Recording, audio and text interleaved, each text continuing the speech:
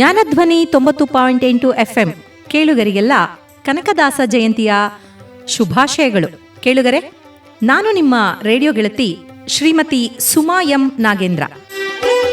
ಹರಿಭಕ್ತರಾದ ಕನಕದಾಸರು 1509 ಹಾವೇರಿ ಜಿಲ್ಲೆಯ ಶಿಗ್ಗಾವಿ ತಾಲೂಕಿನ ಬಾಡ ಗ್ರಾಮದಲ್ಲಿ ಹಿಂದೂ ಕುರುಬ ಜನಾಂಗಕ್ಕೆ ಸೇರಿದ ಬಚ್ಚಮ್ಮ ಮತ್ತು ಬೀರಪ್ಪ ನಾಯ್ಕ ಎಂಬ ದಂಪತಿಗಳ ಮಗನಾಗಿ ಜನಿಸ್ತಾರೆ. ಕನಕದಾಸರ ಮೂಲ ಹೆಸರು ತಿಮ್ಮಪ್ಪ ನಾಯ್ಕ.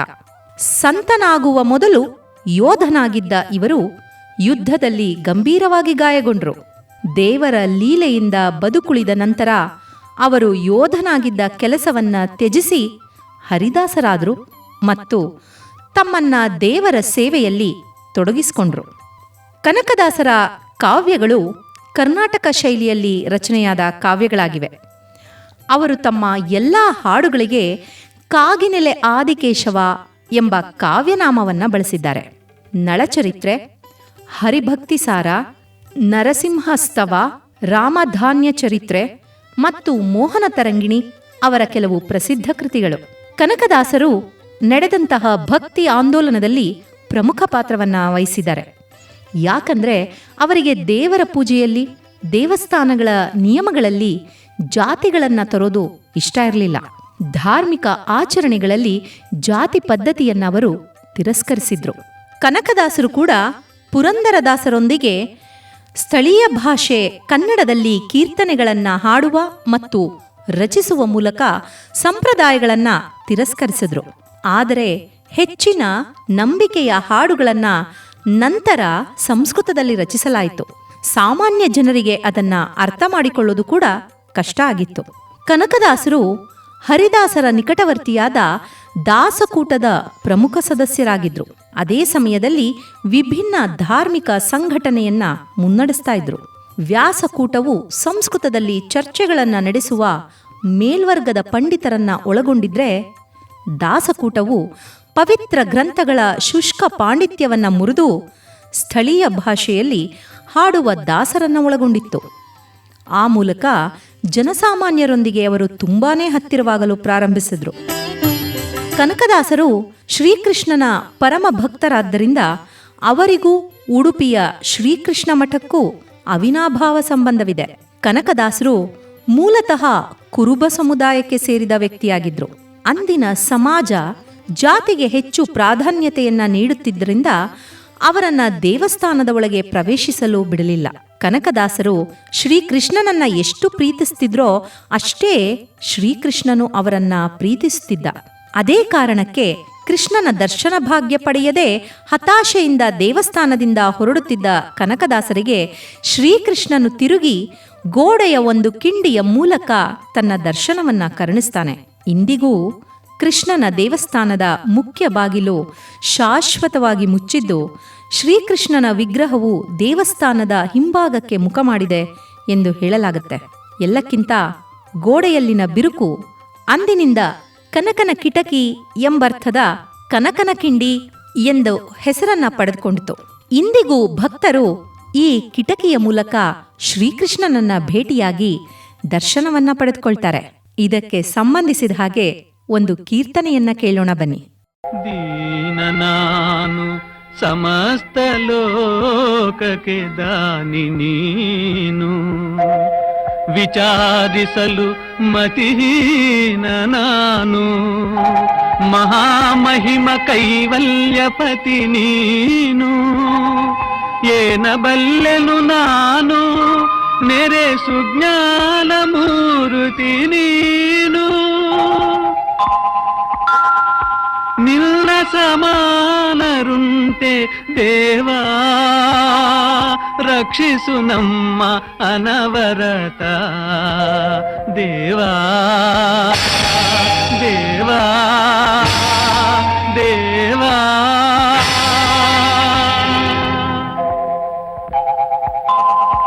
ಬಾಗಿಲನು ತೆರೆದು ಸೇವೆಯನು ಕೊಡು ಹರಿಯೇ, ಬಾಗಿಲನು ತೆರೆದು ಸೇವೆಯನು ಕೊಡು ಹರಿಯೇ, ಕೂಗಿದರು ಧ್ವನಿ ಕೇಳಲಿಲ್ಲವೇ ನರಹರಿಯೇ ಬಾಗಿಲನು ತೆರೆದು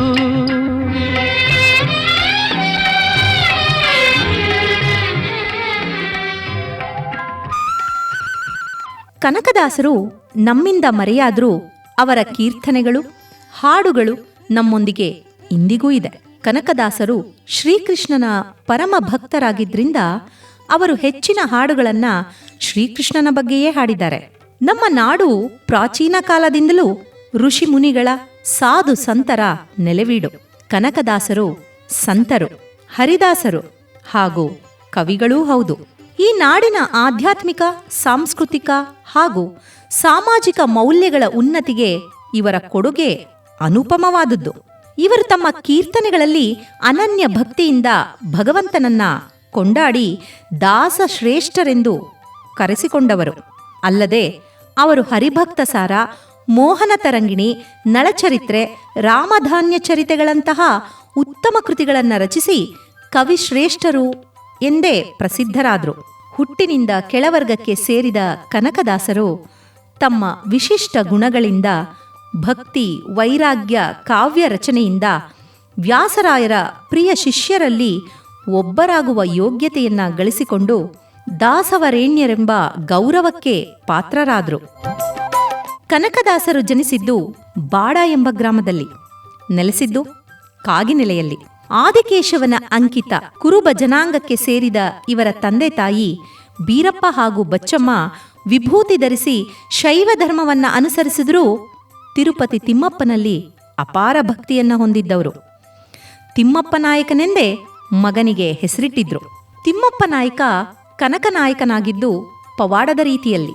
ತಮ್ಮ ಜೀವಿತದಲ್ಲಿಯೇ ವಿಜಯನಗರ ಸಾಮ್ರಾಜ್ಯದ 7 ಬೀಳುಗಳನ್ನು ಕಂಡವರು ಇವರು.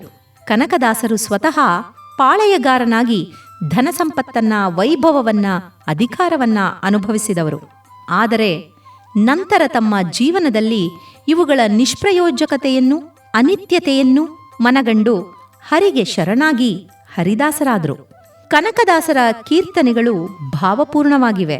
ಈ ಕೀರ್ತನೆಗಳ ಮೂಲಕ ಭಗವಂತನಲ್ಲಿ ಭಕ್ತಿಯನ್ನ ಸಾರುವುದರ ಜೊತೆಗೆ ಸಾಮಾಜಿಕ ಮೌಲ್ಯಗಳನ್ನ ಎತ್ತಿ ಹಿಡಿದಿದ್ದಾರೆ. ಕೆಲವು ಅಸಂಪ್ರದಾಯಿಕ ಆಚರಣೆಗಳನ್ನ ಓರೆಗಲ್ಲಿಗೆ ಹಚ್ಚಿ ಪ್ರಶ್ನಿಸಿದ್ದಾರೆ. ಸ್ವಸ್ಥ ಸಮಾಜದ ನಿರ್ಮಾಣಕ್ಕಾಗಿ ಪ್ರತಿಯೊಬ್ಬರಿಗೂ ಮಾನಸಿಕ ನೆಮ್ಮದಿಯ ಅವಶ್ಯಕತೆ ಇದೆ. ಅದು ಭಗವದ್ಭಕ್ತಿಯಿಂದ ಲಭಿಸುವುದು. ನಾಸ್ತಿಕತೆಯು ಮನುಷ್ಯನಲ್ಲಿ ತಲ್ಲಣವನ್ನು, ನಿರಾಸೆಯನ್ನು, ಭ್ರಮೆಯನ್ನು, ಹತಾಶೆಯನ್ನು ಉಂಟು ಮಾಡುತ್ತೆ. ದೇವರಲ್ಲಿ ಅನನ್ಯ ಭಕ್ತಿಯನ್ನು ಸಾರುವ ತಲ್ಲಣಿಸದಿರು ಕಂಡ್ಯ ತಾಳು ಮನವೇ. ತಲ್ಲಣಿಸದಿರು ಕಂಡ್ಯ ತಾಳು ಮನವೇ, ಎಲ್ಲರನ್ನು ರಕ್ಷಿಸುವ ಇದಕ್ಕೆ ಸಂಶಯವೇ. ತಲ್ಲಣಿಸದಿರು ಕಂಡ್ಯ ತಾಳು ಮನವೇ, ಎಲ್ಲರನ್ನು ರಕ್ಷಿಸುವ ಇದಕ್ಕೆ ಸಂಶಯವೇ.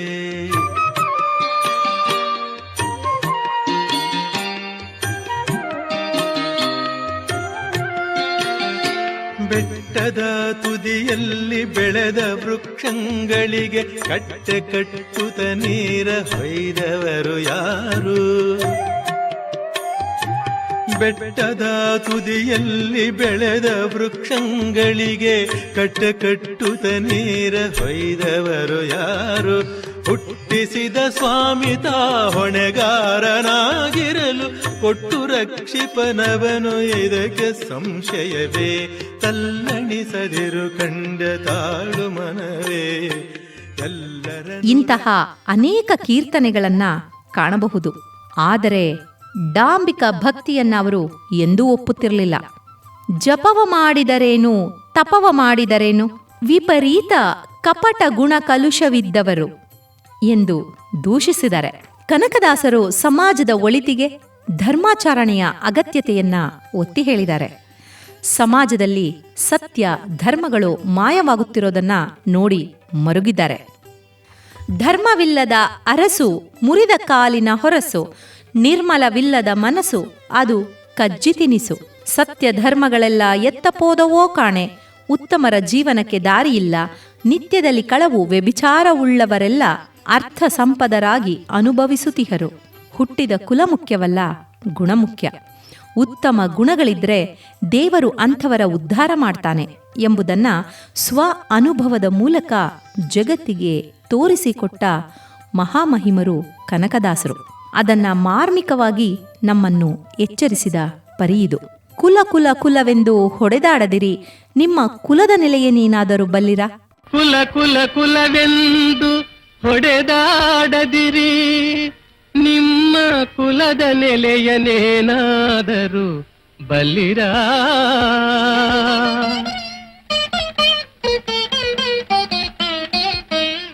ಕುಲ ಕುಲ ಕುಲವೆಂದು ಹೊಡೆದಾಡದಿರಿ, ನಿಮ್ಮ ಕುಲದ ನೆಲೆಯನೇನಾದರೂ ಬಲ್ಲಿರಾ ಬಲ್ಲಿರಾ.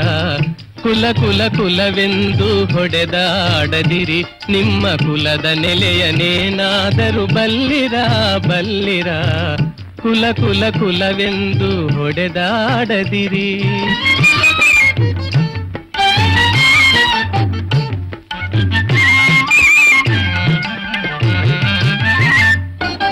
ಹುಟ್ಟದ ಯೋನಿಗಳಿಲ್ಲ, ಮೆಟ್ಟದ ಭೂಮಿಗಳಿಲ್ಲ, ಅಟ್ಟು ಉಣ್ಣದ ವಸ್ತುಗಳಿಲ್ಲ.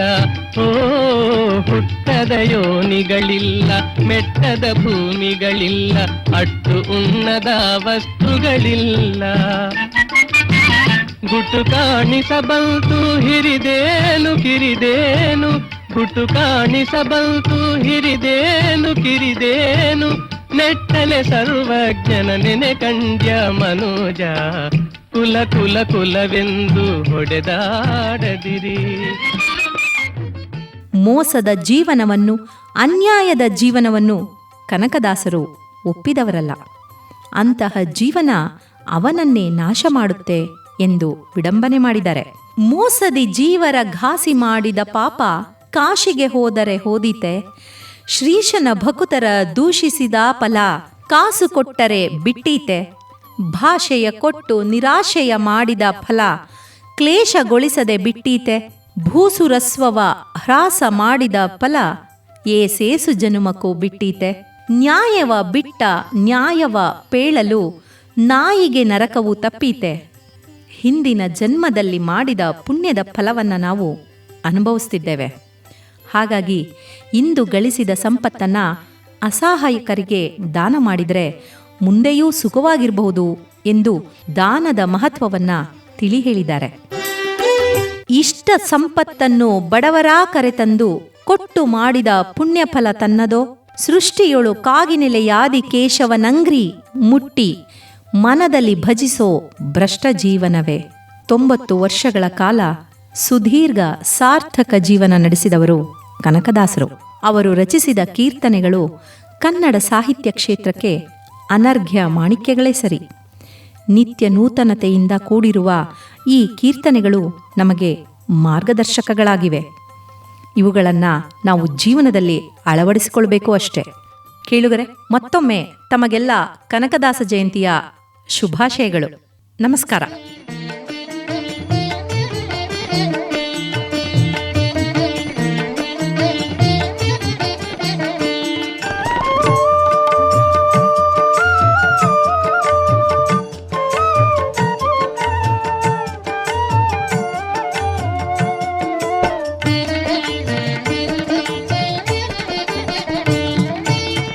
ಕನಕನ ಕಂಡ ಕಂಗಳಲೆನ್ನ ಕಾಣಬಾರದೇನೋ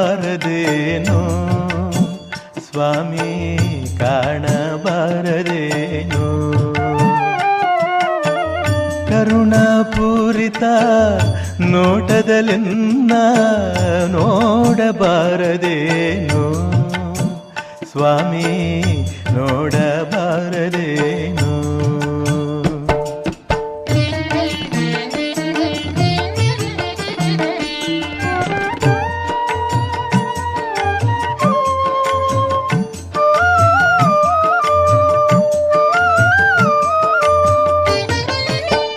ಕೊಳಲನೂದಿದ ತುಟಿಯಲಿ ಕಿರುನಗೆ, ಆ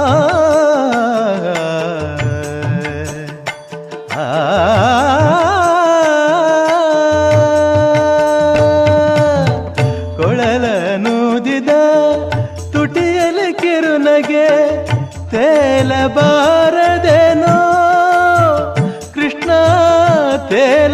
ತೇಲಬಾರದೇನೋ